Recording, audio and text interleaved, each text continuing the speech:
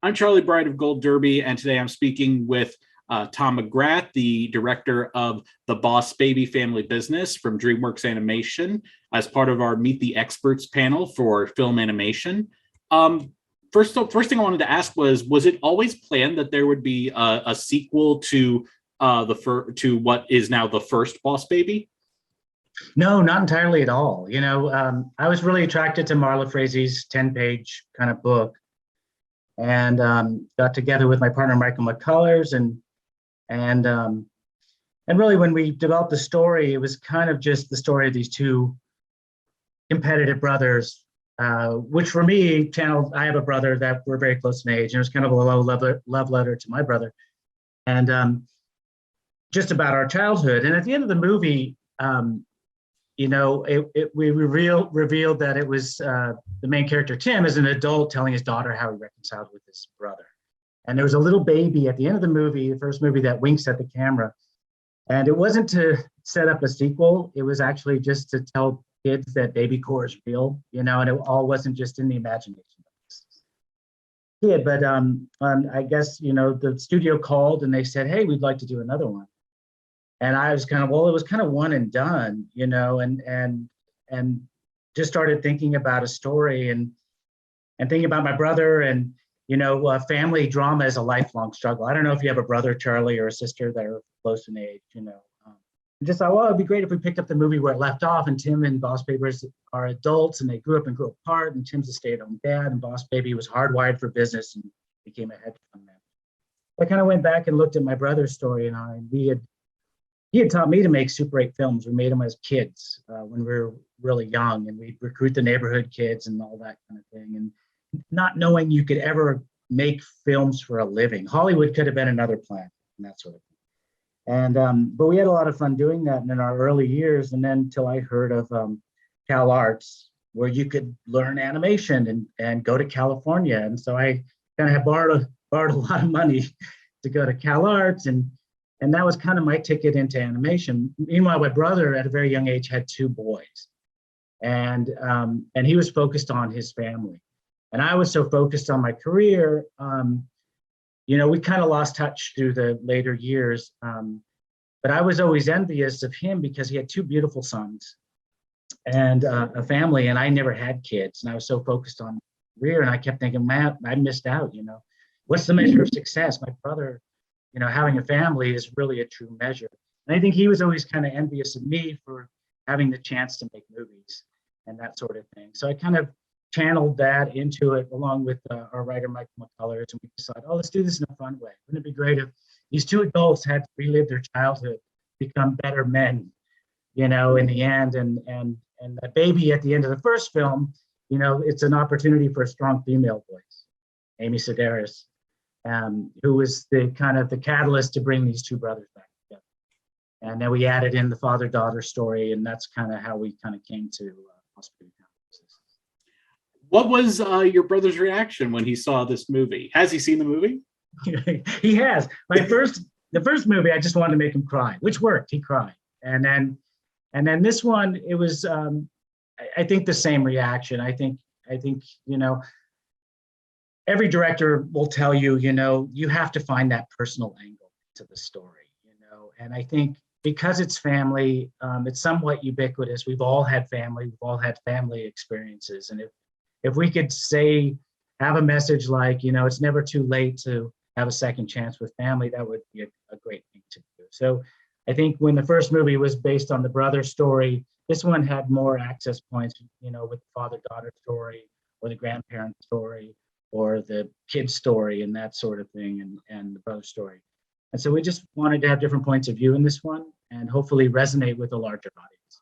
There are so many amazing sets in this movie, not just Baby Core, but the Acorn Academy, I think it was, the Jeff Goldblum character runs.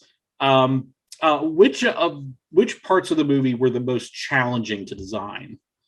It all is. I think, as we got into the story and the concept of the story got bigger and bigger and bigger, introducing the school and that sort of thing. I think I'm so happy with Ramon Zibach, who was our production designer, who handled everything. We had to build an entire town. We had to revamp all our characters for the animators to do more with.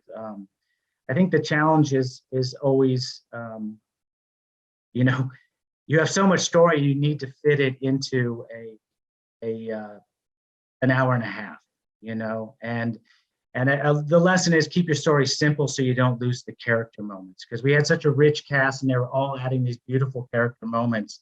And so it was finding ways along the way, I think, to simplify the story in a way so we could let the characters. And that's always a challenge, I think, in any film, It was a great team, so we were able to build all the sets we needed, and the effects artists, did more on this film than I think even on a How to Train Your Dragon film, in a way.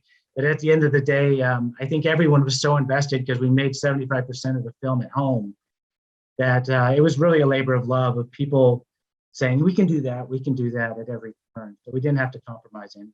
So you mentioned earlier that Amy Sedaris is the voice of baby Tina, who is someone who I absolutely adore. I actually have a cat that I named after her character on BoJack Horseman. And awesome. I was curious, what about Amy Sedaris made you believe that she was the right person to voice baby Tina? I've always been a fan of Amy, since Strangers with Candy.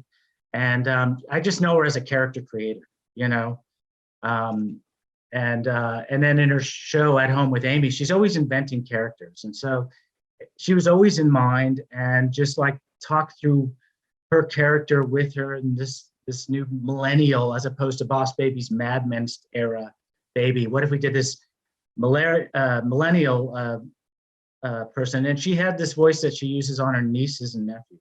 And originally her character wasn't that big in the movie. She was kind of the messenger to tell them about this new mission. And as Amy got in there, we just realized that she was the kind of the hub of the entire story. She was the one that needed to get the brothers back together. So the story started to revolve around her character. And that's part of the discovery process, I think, when we make our movies. It's not like we shoot our scripts. We actually workshop a play, and for me, like, encouraging improvisation is really valuable, because that's how you let the actors give you the best performance. Although it's over a 2-3 year process where Amy will ad-lib a line, and then go to Alec or Jeff or James Marsden, and then they'd ad-lib another line.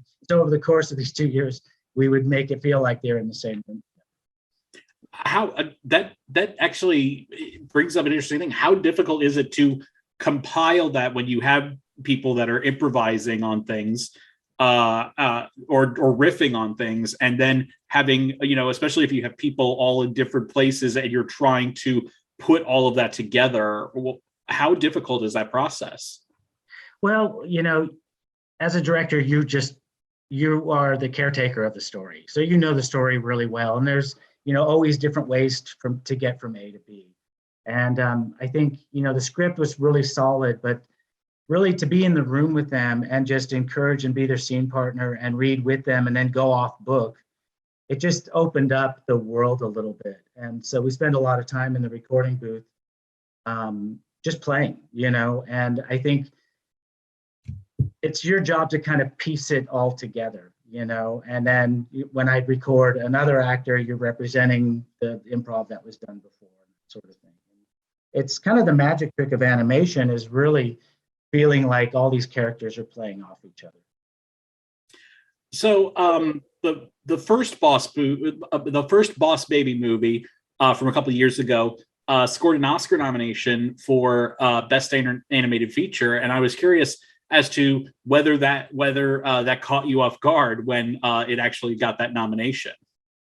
I was surprised, because I never think I don't think of the awards as much as the reward of being a kid's first movie, or sitting in an audience and watching people watch your movie in a way. And I think, the reward for me is really like, sitting in a theater, especially when you do a movie with comedy, because comedy is very communal, and the theater experience is great for comedy, That's why it's particularly hard on this one, because, theaters were only at certain capacities when the movie came out. We did streaming as well. So you don't get to get the reward of sitting in a packed house with that. So you just kind of hope it does well, in that regard. And I was honored to get that nomination. And I think, it just represents all the work that everyone put into the movie. And I never think of it as a nomination for me, but just all the people that put love into every frame, Well, Tom, thank you so much for joining us. And we look forward to seeing you in our group chat in just a little bit. Yeah, thanks, Charlie. I'll see you in a bit.